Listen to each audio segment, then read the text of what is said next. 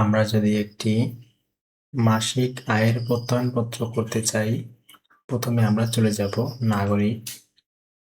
নাগরিক আবেদন। এখানে আমরা ব্যক্তির নাম, পিতার নাম, মাতার নাম, গ্রাম, পোস্ট, ওয়ার্ড নাম্বার এবং ফোন নাম্বার, এই তথ্যগুলো আমরা পূরণ করব। যদি তথ্যগুলো পূরণ করা হয়ে যায়, এরপরে আমরা সাবমিট করুন বাটনে ক্লিক করব।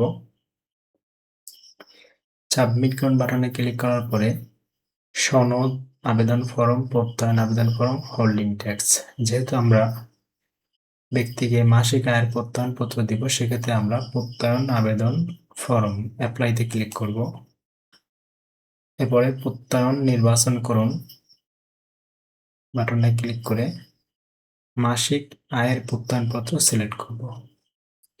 যেহেতু আমরা বাংলা প্রত্যয়নপত্রটি দিব, তাই এটি বাংলায় থাকবে এবং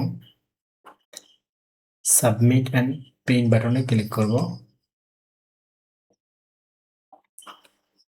এখানে অতিরিক্ত তথ্য, মাসিক আয় তার কত টাকা, অবশ্যই এই তথ্যটি আমরা সঠিক বসানোর চেষ্টা করব।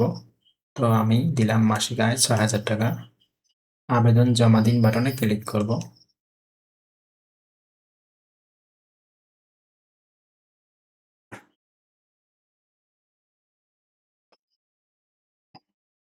তো এরপরে আমাকে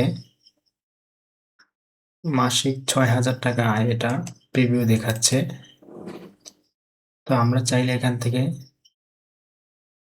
সম্পাদনা বাটনে ক্লিক করে এটা এডিট করতে পারবো।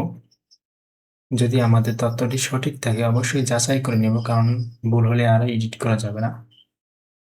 তো সঠিক থাকলে আমরা অনুমোদন করুন বাটনে ক্লিক করব।